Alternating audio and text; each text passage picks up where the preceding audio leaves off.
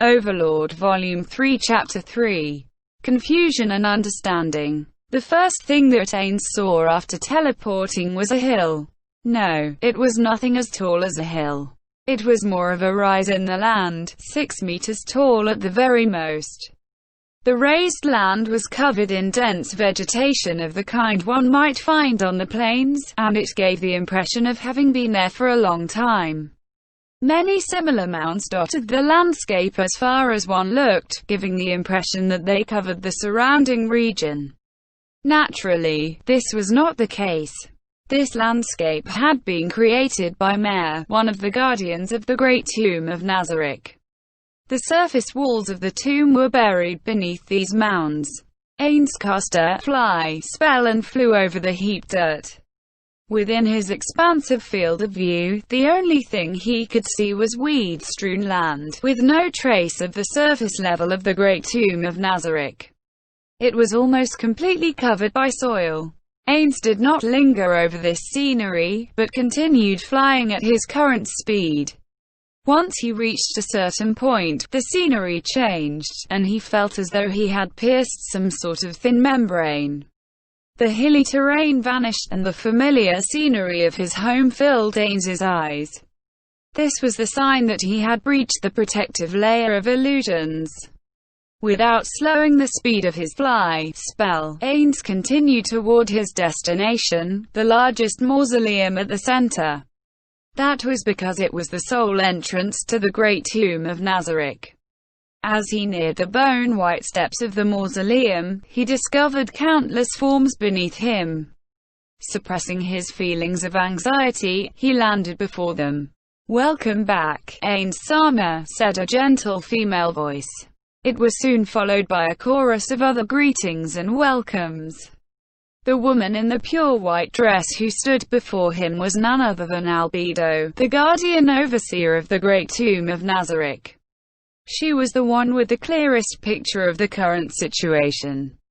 The 4 maids behind her were members of the Battle Maids, Pleiades, and behind them were a line of level 80 vassals. After speaking to Albedo via message spell, he had given Nabril her orders and then teleported back immediately. The fact that Albedo could gather so many people to welcome Ains in 5 minutes spoke volumes of Albedo's skill as an administrator. Filled with respect for that fact, Ains raised his hand and waved in response to his vassal's greetings. Perhaps he should have said a couple of words in thanks, but that was not suitable given the circumstances. "Albedo, about what you said through the message. Had Shaltir really betrayed them?" He wanted to ask that question, but hesitated to do so. Unease surged within him. He feared that if he asked about her betrayal, he would find that it was true.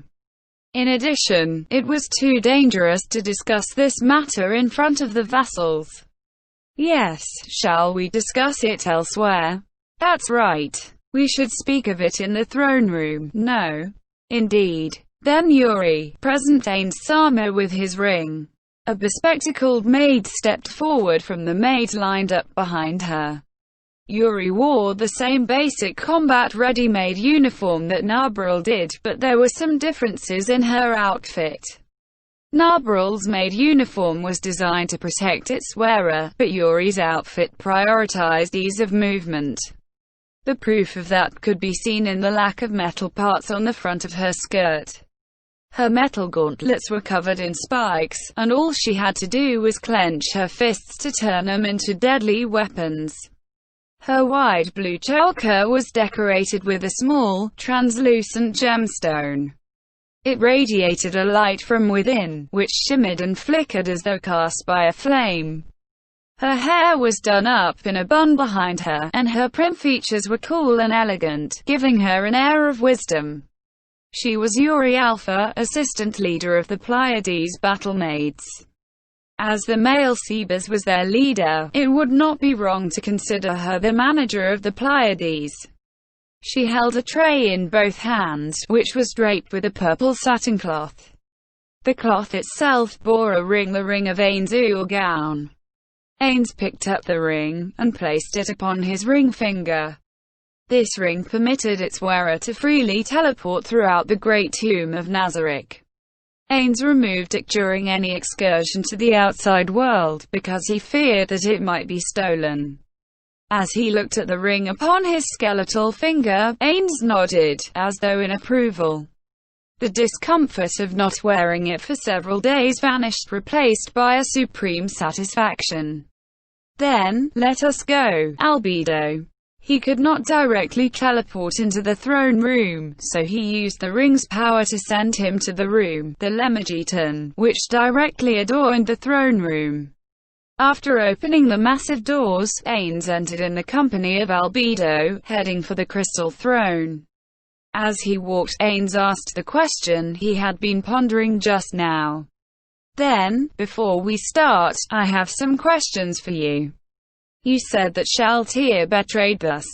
Then, when she betrayed us, how did Sebas, who was in the same place at her, react?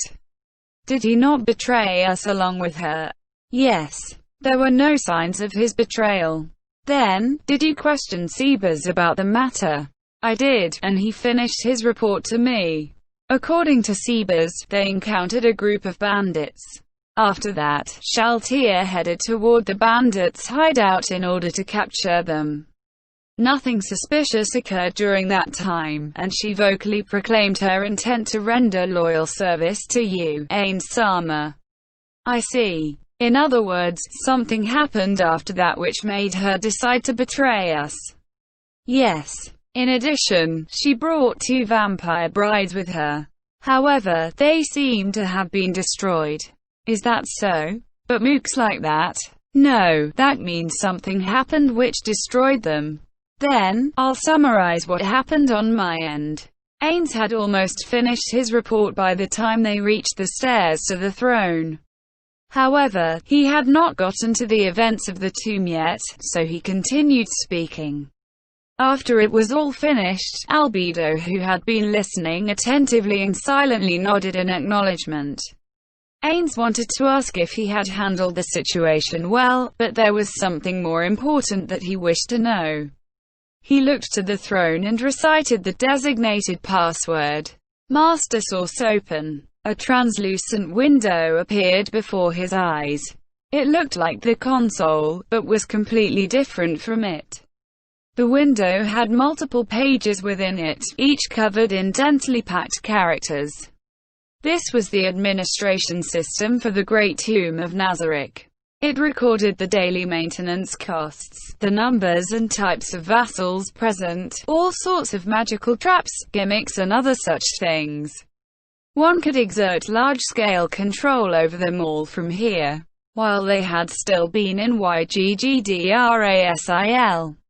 One could access this system from anywhere, but after some experimentation, Ains found that in this world, the system could only be operated from the heart of the dungeon, the throne room.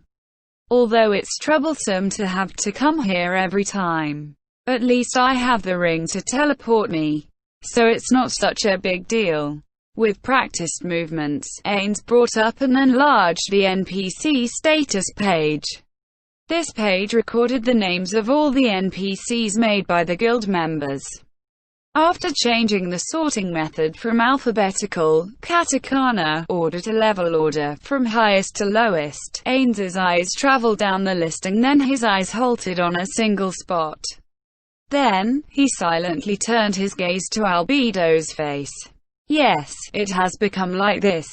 Amidst a sea of names written in white, only ch3 Bloodfallen's name was shown in black.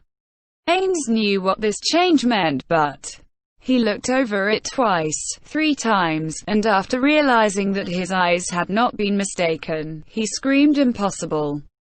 Within his heart, if his skeletal face could display an expression, it would be one of shock. Is she dead? Ains continued questioning Albedo. In his heart of hearts, he hoped that something had happened to the system when they had been brought to this world. However, the truth Albedo spoke was unbearably cruel.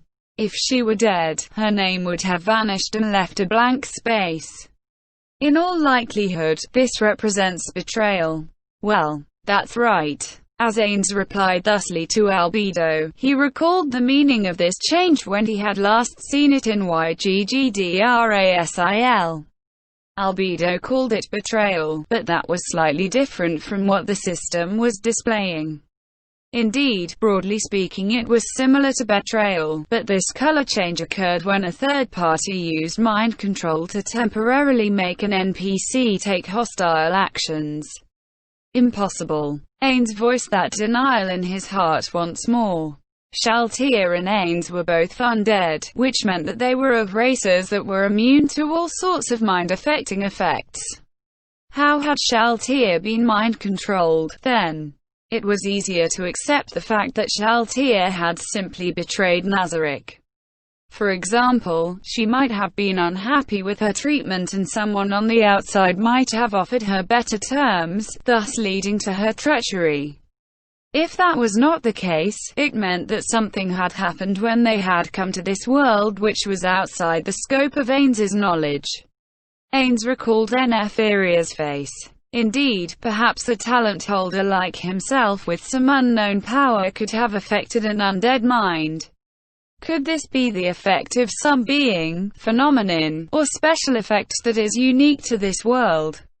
That is unclear. However, Shaltia's betrayal is clear enough, so I propose that we assemble a strike force immediately. At this moment Ains suddenly realized something. Could it be that the vassals who had welcomed Ains back were intended to eliminate Shaltia? As he brought them back to mind, he noticed that there were many vassals among them who were a rare sight in Nazarick, the ones who possessed holy elemental attacks which were effective against the undead.